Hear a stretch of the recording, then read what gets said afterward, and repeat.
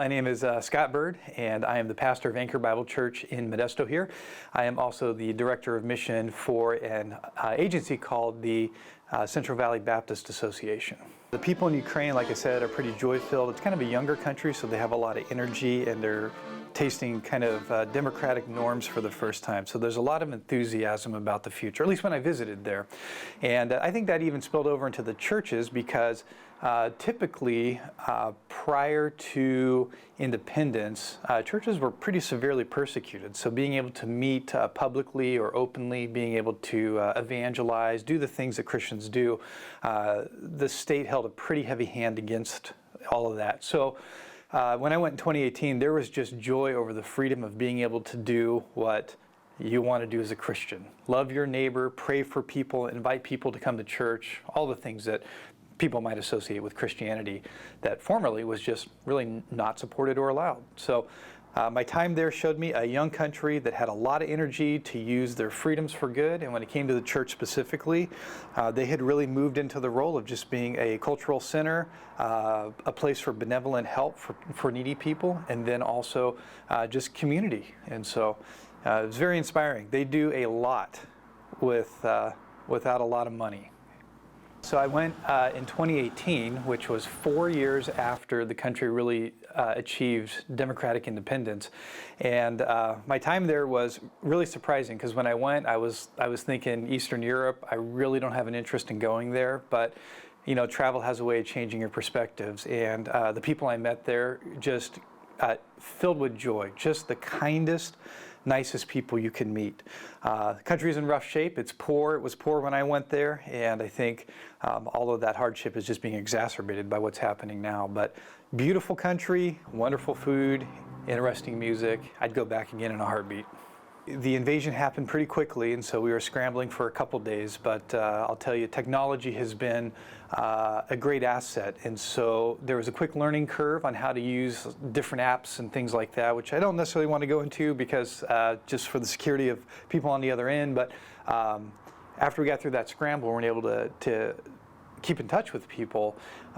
It has been a joy to be an encouragement, to be a friend to people in difficulty, but at the same time, it's also just been heartbreaking because we live in a world now where an individual private citizen like me can, through a screen, be brought right into the front line of contact where there's fighting going on. Experienced that even this morning talking with one of our partners that is in a town just east of Kherson City proper called Novokhovka. Probably I'm not saying it right, but he was filming as we were talking back and forth a rocket attack, you know, and he stepped right out of his living room with 9 kids that they're sheltering to, you know, to record that. That's been heartbreaking.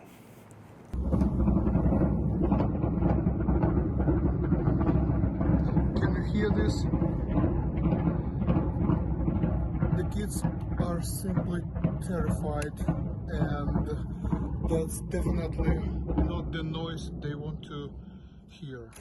Kherson is one of the major regions of conflict right now because there's a big bridge that crosses the Dnieper River, which is the only natural physical boundary between Russian-occupied Crimea and roads to the north that would lead to Kiev. So there's been massive fighting there. I've driven across that bridge, video clips that are coming from out of town. I'm like, I've been to that place that is burned down now. And so it is, to be honest, it's infuriating because the provocation was completely baked up in one man's mind.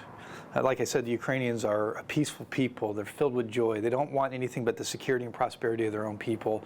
And this tragedy that has befallen them is the result of one person. And I say that because I think it's good and right to remind everyone, we don't hate the Russians. This isn't an issue of Russians versus Ukrainians. This is an issue of Putin versus Ukraine. And the more and more that the information gets out, we find, you know, the Russians are protesting in the streets, which is great because they don't even have a right to do that. So they face imprisonment, but they're saying no war.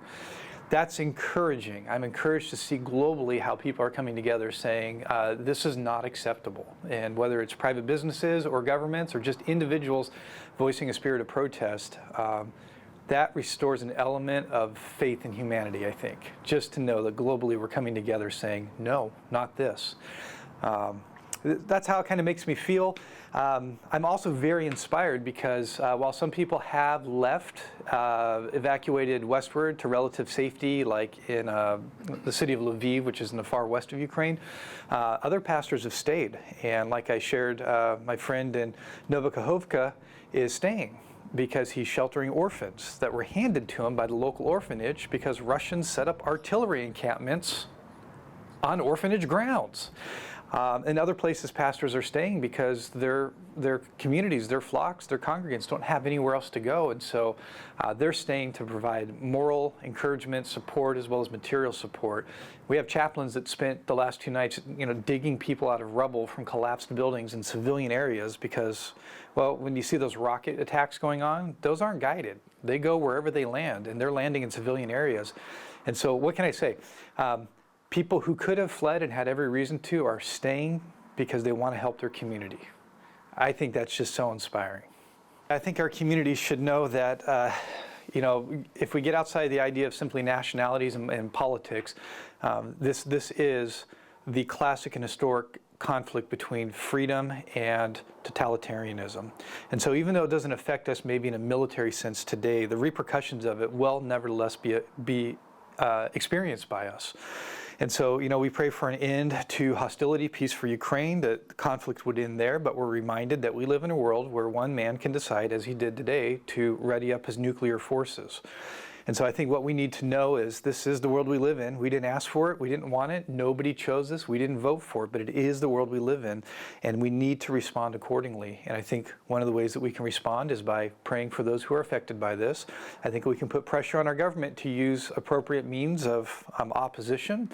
And I think, I think even beyond that, just with the use of social media, we can connect with other people that are like, I don't like this. This is not good.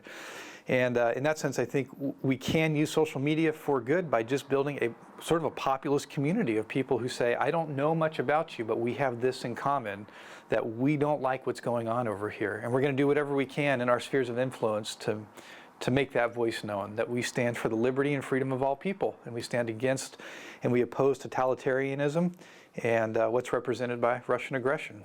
I think it's very important to understand that this military action is in its very, very earliest days, and so there's a lot yet to be determined. But one thing we do know is that the humanitarian crisis of war is going to be, hard on the heels of the military conflict. And so, talking with some of our partners in Kherson yesterday, they have about 3 or 4 days worth of food, on hand and all that. But there haven't been deliveries. The trucks aren't coming. It's a war zone, and the concern is, where's the food, where's the water going to come from next? Additionally, with that is, I think it's understandable by anybody who understands war, the price of everything goes through the roof. I was just in contact with one of our partners who has evacuated to Lviv, and he is living with his family of 4 in a 1-bedroom apartment shared by, I think he said 12 people, because it's just a chaotic situation of people trying to find shelter. And he's having to pay $100 a day, which in Ukrainian terms is a lot of money. So I think what I'd like people to know is there are opportunities to give to that. We can help individuals directly. We can help non-governmental organizations. We can help churches directly. So if people would like to give, they can do so directly through our church website. And we are committed to a 100% pass-through, which means 100% of every dollar given here is going to go directly to help our partners in Ukraine. And the thing that I like about that is if you want to know about these people, we can get you in contact with them. If you want to see their photograph, or if you even want to talk to them, we can get you in contact with them. This isn't an abstract humanitarian effort. We're helping real people with real faces and real names and real families that we're in contact with on a nearly daily basis. Those are the best people to help because they live there, they know the community, they know the neighborhoods they live in. They also know best what the implications of this Russian aggression is going to mean for safety, health, and well-being in Ukraine. And so we're just committed as a church and also as our Baptist Association to coming alongside those who have need and just giving 100% of whatever we receive to assist them in their struggle. Definitely like to return to Ukraine. In fact, I was planning on going in September. Our Baptist Association sponsors a school in Kherson called TCI, and that partnership has extended for over 25 years now. Additionally, the Baptist Association here in the Central Valley has, over the years, gone to the Kherson region and literally built with the Ukrainians about 25 different churches. And so when I was there in 2018, it was such a joy to see that past effort was still being used. Those buildings were occupied. There were people in there. There were children running around laughing and food being served. And I think whatever the outcome of this current conflict is, as soon as there's an opportunity to go back, we're going to do that. We're going to get right in there alongside our Ukrainian partners. We're going to help them rebuild so that the best days of the day experience will still be ahead.